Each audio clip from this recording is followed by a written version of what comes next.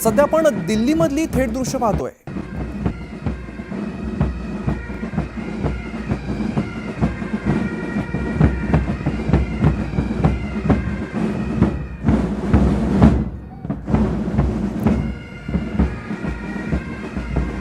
Beating the रिट्रीटचा हा पण थरार सध्या आपण बघतोय। दिल्लीमध्ये या कार्यक्रमाचा सध्या समारोप सुरू आहे। बीटिंग द रिट्रीटचा हा थरार आपण सध्या थेट दृश्य दिल्लीमधून पाहतोय।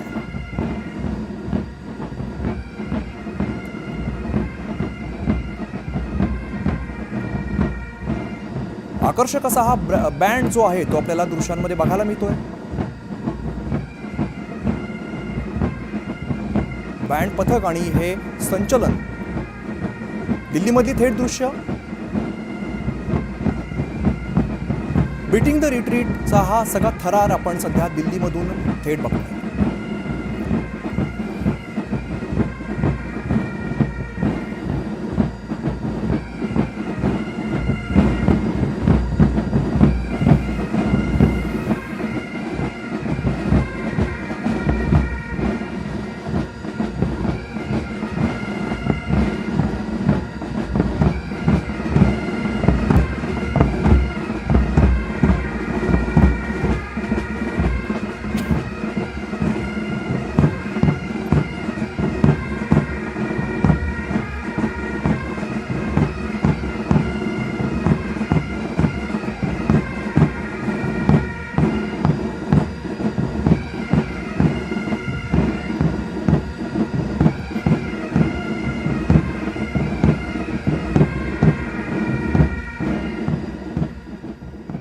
आणि आता बातमी 36 जिल्ह्यांची मध्ये घेऊया बातम्यांचा वेगवान आढावा।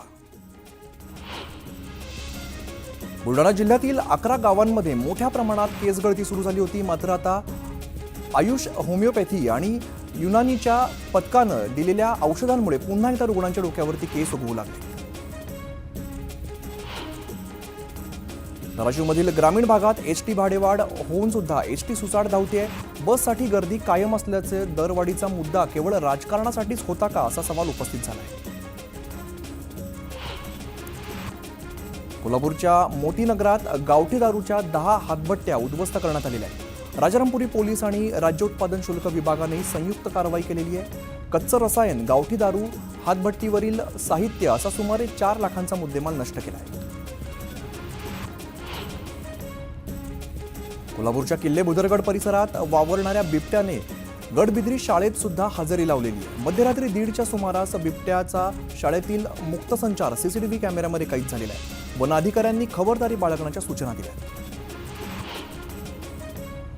मुंबई अहमदाबाद राष्ट्रीय महामार्गावरती पालघर जिल्ह्याच्या हद्दीमध्ये प्रचंड वाहतूक कोंडी झालेली आहे। पालघरच्या सोमटाजवळ ट्रॅफिक जाम झालेला आहे। दोन्ही मार्गांवरती वाहनांच्या लांबच लांब रांगा बघायला मिळतात।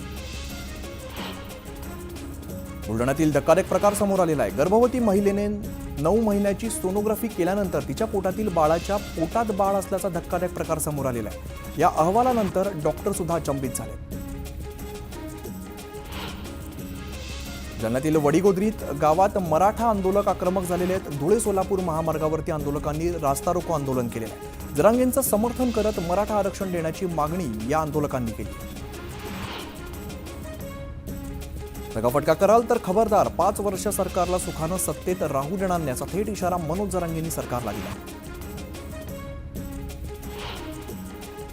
आमच्या मागण्या पूर्ण करणार की नाही हे मुख्यमंत्र्यांनी सांगावं, आरक्षण देणार की नाही याबाबत मुख्यमंत्र्यांनी भूमिका स्पष्ट करावी, अन्यथा आम्ही दुसरा मार्ग शोधू असा इशारा मनोज जरांगेंनी दिला।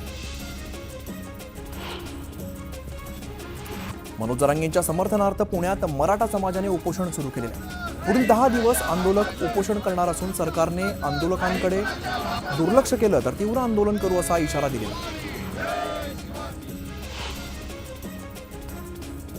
मनोज जरांगे पाटलांच्या उपोषणाच्या समर्थनार्थ लातूरच्या जिल्हाधिकारी कार्यालयासमोर मराठा आंदोलकांनी जोरदार घोषणाबाजी केली। पुढील 2 दिवस शासनाने दखल न घेतल्यास आंदोलन अधिक तीव्र करण्याचा इशारा आंदोलकांनी दिला। हवामानावरती आधारित फळपीक विमा योजनेअंतर्गत जळगाव जिल्ह्यामध्ये पडताळणी सुरू आहे। कृषी विभागाचं पथक थेट शेतकऱ्यांच्या बांधावरती जाऊन केळीची लागवड झाली आहे की नाही याबाबतची पडताळणी करत आहे। जिल्ह्यामध्ये 10 ते 12 हजार हेक्टर क्षेत्रावर केळीची लागवड नसताना सुद्धा पीक विमा काढल्याचा अंदाज आहे. धुळे जिल्ह्यातील कृषी उत्पन्न बाजार समितीत लाल मिरचीची विक्रमी आवक झालेली आहे. दरम्यान एकीकडे मिरचीची आवक वाढत असताना दुसरीकडे लाल मिरचीच्या दरात मोठी घसरण झालेली आहे. सद्यस्थितीमध्ये मिरचीला सरासरी 6 ते 7 हजार रुपये प्रति क्विंटल इतका दर मिळतो. छत्रपती संभाजीनगर जिल्ह्यात 90,000 हेक्टरवर ज्वारीची पेरणी करण्यात आलेली आहे. ज्वारीचं पीक बहरायला शेतकऱ्यांमध्ये समाधानाचं वातावरण बघायला मिळत आहे. उपमुख्यमंत्री अजित पवारांच्या उपस्थितीत उद्या बीडमध्ये जिल्हा नियोजन समितीच्या बैठकीचं आयोजन करण्यात आलेलं आहे. मंत्री पंकजा मुंडे सुद्धा या बैठकीला उपस्थित असणार आहेत. धाराशिवच्या तेरखेडामध्ये एका फटाका कारखान्यामध्ये भीषण स्फोट झालेला आहे. एका स्फोटामध्ये 6 जण भाजल्याची माहिती समोर येते. अमळनेरच्या नीम गावातील एका वृद्ध वानराने शेवटचा श्वास घेत मारुतीच्या पायाशी डोकं ठेवत प्राण सोडलेला आहे. या हृदयस्पर्शी घटनेनंतर गावकऱ्यांनी मृत वानराची गावातून अंत्ययात्रा काढली. यावेळेला काही भाविकांनी आपलं मुंडन केलेलं आहे. खेड तालुक्यातील शिंदे गावात संत तुकाराम नगर वस्तीकडे जाणारा रस्ता खोदण्यात आलेला होता. दरम्यान खोदकामामुळे गावच्या माजी सरपंचांचा मृतदेह गावी आणण्यासाठी मोठी अडचण निर्माण झाली. या संपूर्ण प्रकारामुळे स्थानिक नागरिकांनी प्रशासनाविरोधात रोष व्यक्त केला आहे.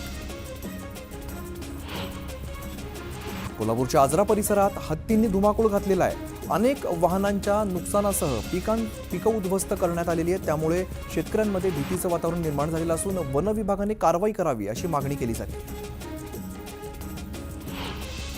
श्रीरामपूरमध्ये वाळू तस्करांनी उन्माद केलेला आहे. कारवाईसाठी गेलेल्या महसूल अधिकाऱ्यांसह पोलिसांवरती या तस्करांनी प्राणघातक हल्ला करत दगडफेक केलेली आहे. वाळू तस्करांचा एक डंपर पोलिसांनी ताब्यात घेतलाय. दरम्यान या हल्ल्याविरोधामध्ये गुन्हा दाखल करण्यात आला आहे. सिद्धेश्वर प्राथमिक आरोग्य केंद्राची इमारत आणि कर्मचाऱ्यांची निवासस्थानं ओस पडलेली आहेत. जवळपास 7 वर्षांपासून आरोग्य केंद्र धूळ खात पडतंय. त्यामुळे नागरिकांच्या आरोग्याचा प्रश्न ऐरणीवरती आलाय.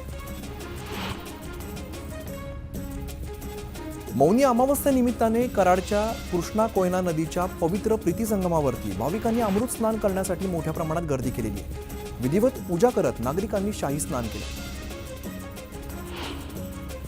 जेजुरीत श्री स्वामी समर्थांच्या मूर्तीची भव्य शोभा मिरवणूक काढण्यात आली. स्वामी भक्तांच्या वतीने मिरवणुकीवरती भंडारा आणि फुलांची जेसीबी मधून उधळण करण्यात आली.